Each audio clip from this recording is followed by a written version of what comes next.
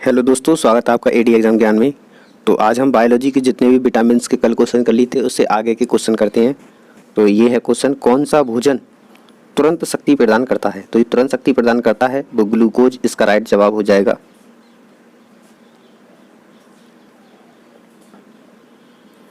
निम्नलिखित में से किस खाद्य पदार्थ में उच्चतम प्रति ग्राम कैलोरी का मान होता है? तो प्रति ग्राम जो कैलोरी है वो सबसे अधिक घी में होती है, उसके बाद चावल में, उसके बाद मांस में, फिर मक्का में। तो इसका जो राइट जवाब हो जाएगा वो घी हो जाएगा।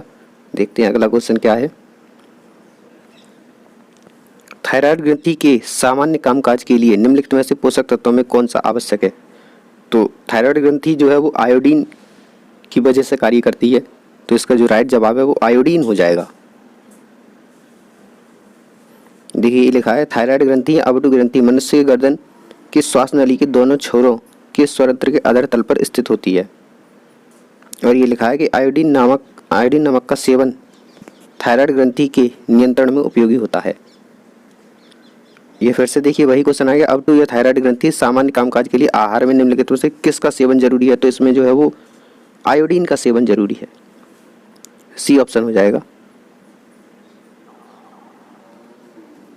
यह है अगला, पर्याप्त मात्रा में कार्बोहाइड्रेट प्राप्त करने के लिए क्या खाना चाहिए? तो चावल जो है वो कार्बोहाइड्रेट से भरपूर होता है, तो जबकि मांस जो है वो प्रोटीन से, गाजर में फाइबर होता है और मछली में प्रोटीन और वसा होती है।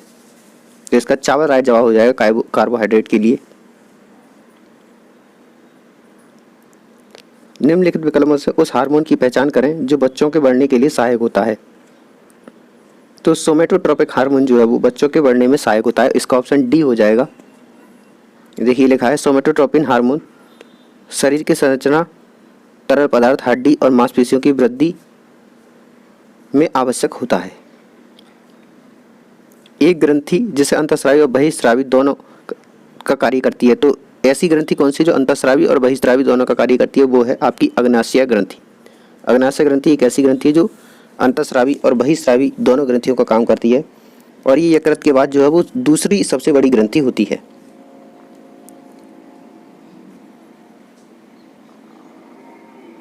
अगला है, इंसुलिन एक प्रकार का है, इंसुलिन जो है वो एक प्रकार का हार्मोन है, ये ऑप्शन इसका राइट जवाब हो जाएगा। इंसुलिन एक हार्मोन होता है।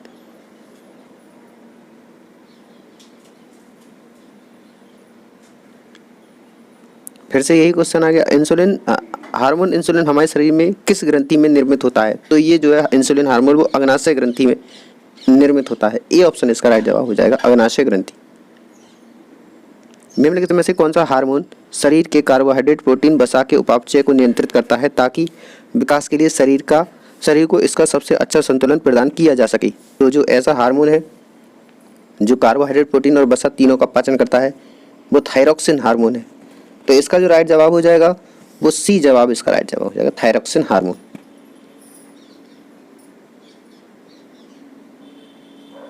देखिए लिखा है, एनसीईआरटी पुस्तक के अनुसार थायरॉक्सिन हार्मोन कार्बोहाइड्रेट, वसा और प्रोटीन के उपापचय को नियंत्रित करता है। निम्नलिखित में से कौन सा स्त्रीलिंग हार्मोन है? तो जो एस्ट्रोजन हार्मोन है वो स्त्रीलिंग है, जबकि एंड्रोजन पुल्लिंग हार्मोन होता है, और इंसुलिन है वो दोनों में ही पाया जाता है। तो एस्ट्रोजन जो है वो स्त्रीलिंग हार्मोन है।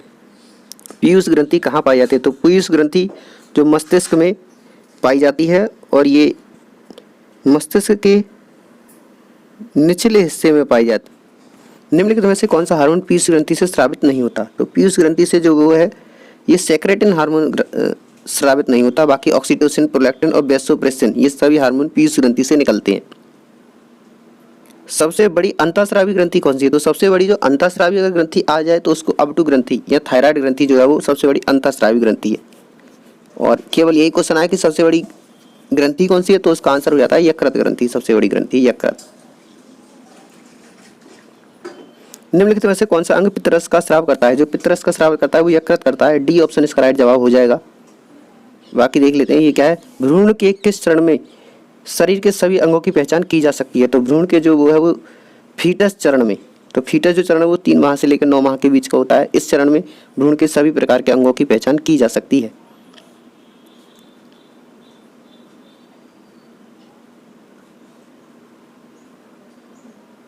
मनुष्य के किस अंग में परिहृदय कोरोनरी धमनी पाई जाती है? तो हृदय में जो है मनुष्य के कोरोनरी धमनी पाई जाती है। ये लिखा है मानव हृदय का सबसे बड़ा और सबसे मजबूत कक्ष कौन सा होता है? तो बायां निलय। बायां निलय मनुष्य के हृदय का सबसे मजबूत कक्ष होता है। देखिए जो मनुष्य का जो हृदय है वो 4 चैम्बर में बटा होता है इस तरीके से। इसका जो ऊपर वाले हिस्से हैं वो अलिंद कहलाते हैं और नीचे वाले हिस्से निलय कहलाते हैं। तो ये बायां निलय जो है ये सबसे बड़ा भाग होता है। निम्नलिखित में से कौन सा मानव शरीर की सबसे छोटी हड्डी है? तो मानव शरीर की सबसे छोटी हड्डी स्टेपीज हड्डी होती है, और जबकि सबसे बड़ी हड्डी का नाम आ जाए तो फीमर सबसे बड़ी हड्डी होती है, और ये स्टेपीज हड्डी है जो मनुष्य के कान में पाई जाती है। मनुष्य के आंसू का पीएच कितना होता है? मनुष्य के आंसू का पीएच 7.4 होता है। 7.4 इसका राइट जवाब हो जाएगा। मनुष्य में अगर चवर्णक दांतों और चवर्णक दांतों का जो अनुपात है वो कितना होता है? तो मनुष्य के जो टोटल अगर चवर्णक दांत होते हैं वो तो होते हैं 8, और चवर्णक दांत जो होते हैं वो होते हैं 12। तो 8 और 12 का अगर अनुपात निकालेंगे तो 4 से काट देंगे, तो 4 दूनी 8 और 4 तीन 12, तो इसका 2:3 जो है वो राइट जवाब हो जाएगा। ए ऑप्शन इसका सही जवाब है।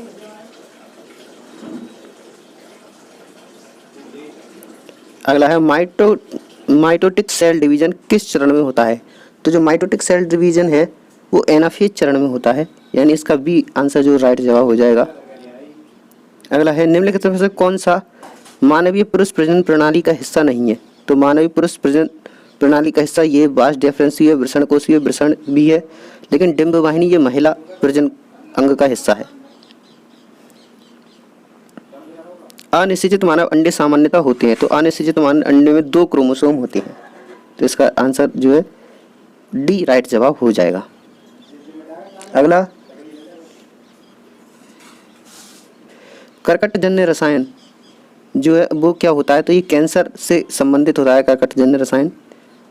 अगला है चेचक या स्मॉल पॉक्स रोग कौन सा कारक जीव होता है? तो इसमें वेरियोला जो वायरस है विषाणु वो चेचक का प्रमुख वाहक है। अगला है वाहिका या डिसेंट्री निम्नलिखित में से कौन से सूक्ष्म जीव के कारण होता है? तो प्रवाहिका डिसेंट्री जो रोग है वो सैल्मोनेला और लीमिनेशिया दोनों के कारण होता है, तो इसका ये दोनों ही सही है। देखिए लिखा है डिसेंट्री पाचन तंत्र का रोग है, ये सिगोला और सैल्मोनेला और एंटावियो हिस्टोलिका के कारण होता है। इस क्वेश्चन का जो आंसर है वो सभी को मिला था। अगला है सामान्य सर्दी जुकाम के विरुद्ध टीकाकरण अधिक प्रभावी क्यों नहीं होता? तो इसमें जो है ये 4 ऑप्शन आपके लिए दिए गए हैं। इसमें ये है इस बीमारी में राइनो वायरस के कारण विभिन्न प्रकार विद्यमान रहते हैं जो टीकाकरण को अप्रभावी बना देते हैं, इसलिए इसमें टीकाकरण काम नहीं करता। अगला है निम्न में कौन सा जानवर रेबीज फैलाता है? तो जो कुत्ता जो है वो रेबीज फैलाता है। कुत्ता, लोमड़ी, सियार ये सभी जानवर रेबीज के वाहक होते हैं।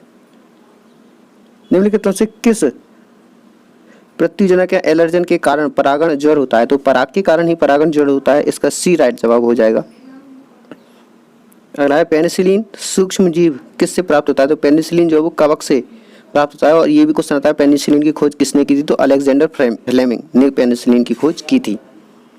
अगला है निम्नलिखित में से किनमें एनीमिया होने का खतरा अधिक होता है? तो एनीमिया जो गर्भवती महिलाओं में खून बह जाने के कारण खून की कमी हो जाती है, जिसके कारण उनके अंदर एनीमिया रोग हो जाता है।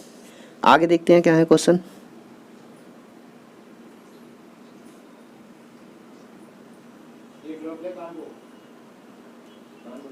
ये देखिए रक्ताल्पता एक जानलेवा बीमारी है जिसके कारण व्यक्ति के शरीर में पर्याप्त मात्रा में रक्त कोशिकाओं का निर्माण नहीं कर पाती है। तो ये अप्लास्टिक जो है वो एक रक्ताल्पता का प्रकार है, खून की कमी का प्रकार है, एनीमिया का प्रकार अप्लास्टिक एनीमिया। इसमें व्यक्ति के शरीर में खून की कमी हो जाती है। अगला क्वेश्चन है निम्नलिखित में से किस खनिज की कमी से एनीमिया रोग हो जाता है? तो लोहे की कमी से एनीमिया रोग हो जाता है। अगला है हसिया कोशिका रक्ताल्पता या सीकल सेल एनीमिया किसके कारण होता है? तो सीकल सेल एनीमिया फोलिक अम्ल, हीमोग्लोबिन, लोह रक्त की कमी और लाल उद्र कणिकाएं ये इनके कारण नहीं है। सीकल सेल एनीमिया जो है वो एक आनुवांशिक रोग है, तो आनुवांशिकता के कारण होता है सीकल सेल एनीमिया। देखिए इस क्वेश्चन का नंबर सभी को मिला था, इसमें ऑप्शन ही नहीं है आनुवांशिक रोग। अगला है निम्नलिखित में से कौन सा रक्ताल्पता या एनीमिया का लक्षण नहीं है? तो इसमें जो है वो थकान भी है, हृदय की धड़कन अनियमित होना, त्वचा का पीला पड़ना और मसूड़ों से रक्तस्राव होना, ये विटामिन सी की कमी के कारण होता है। तो इसलिए इसका सी आंसर सही हो जाएगा। अगला है क्रोमोसोम टर्नर सिंड्रोम प्रभावित होते हैं। तो 45 क्रोमोसोम जो है वो टर्नर सिंड्रोम में प्रभावित होते हैं। निम्नलिखित में से कौन सा मच्छर से उत्पन्न रोग है? तो मच्छर से जो है वो डेंगू होता है। डेंगू जो है वो मच्छर से होता है, जीका भी मच्छर से फैलता है, चिकनगुनिया भी मच्छर से, लेकिन दांत जो है ये कवक से फैलता है। तो इसका डी जवाब हो जाएगा। अगला है कैंसर या ट्यूमर के उपचार के लिए कौन सा ऑटोसोम आवश्यक है? तो इसमें कोबाल्ट 60 जो है वो कैंसर के उपचार के लिए प्रयोग किया जाता है। निम्नलिखित में कौन सी बीमारी प्रायः दूध द्वारा फैलती है? तो दूध द्वारा जो फैलने वाली बीमारी क्षय रोग और डिप्थीरिया दोनों ही दूध द्वारा फैलने वाली बीमारी हैं। इसका ए और सी राइट जवाब हो जाएगा। अगला क्वेश्चन है BCG वैक्सीन किस रोग में प्रयुक्त होता है? तो BCG है वो BCG का टीका क्षय रोग या टीबी में लगाया जाता है। बी ऑप्शन इसका राइट जवाब हो जाएगा। फिर से देखिए भाई, BCG का टीका किसके विरुद्ध प्रतिरोधक शक्ति प्रदान करता है? तो क्षय रोग या टीबी, ट्यूबरक्लोसिस। बी ऑप्शन इसका राइट जवाब हो जाएगा, ट्यूबरक्लोसिस। अगला है क्षय रोग से बच्चों को सुरक्षित रखने के लिए कौन सा टीका दिया जाता है? तो BCG का टीका क्षय रोग से बचने के लिए दिया जाता है। इनमें से किसके कारण सोडियम की कमी हो जाती है? तो सोडियम की जो कमी है वो दस्त के कारण बच्चे के अंदर सोडियम की कमी हो जाती है, जिसके कारण बच्चों को दस्त में सोडियम की गोलियां भी दी जाती हैं। निम्न में कौन सा रोग दूषित जल से होता है? तो दूषित जल से हैजा रोग होता है। ए ऑप्शन इसका राइट जवाब हो जाएगा। देखिए, हैजा विब्रियो कॉलेज नामक जीवाणु के कारण होता है और मक्खियों द्वारा फैलता है। ये रोग प्रायः दूषित जल और खाद्य पदार्थ के सेवन से होता है। इसमें व्यक्ति के अंदर जल की कमी हो जाती है। अगला है किस तत्व की कमी से घेंगा रोग हो जाता है? तो आयोडीन की कमी से जो है वो घेंगा रोग हो जाता है। सी जवाब हो जाएगा। घेंगा या गाइटर रोग किसकी अल्प क्रिया के कारण होता है? तो घेंगा रोग जो है वो अवटु ग्रंथि या थायराइड ग्रंथि। ए ऑप्शन हो जाएगा। इनका आपको मिलान करना है। ये कहा है ओटाइटिस जो वो कान से संबंधित रोग है, इंसेफ्लाइटिस है वो दिमाग से संबंधित है, और लेरिंगटाइटिस जो है वो गला से है, और हेपेटाइटिस जो है वो यकृत से संबंधित रोग है। ये आप इसका मिलान कर लीजिएगा। डी ऑप्शन इसका हो जाएगा। देखिए इसमें लिखा है ओटाइटिस कान से संबंधित, इंसेफ्लाइटिस दिमाग से, और लेरिंगटाइटिस गला से, हेपेटाइटिस यकृत से। तो आज की वीडियो में इतना ही। कल एक या दो वीडियो में बायोलॉजी ख़त्म करके हम और भी टॉपिक कवर करेंगे। तो इस चैनल पर बने रहें और सब्सक्राइब करें और अपने दोस्तों के साथ शेयर करें। Thank you for watching.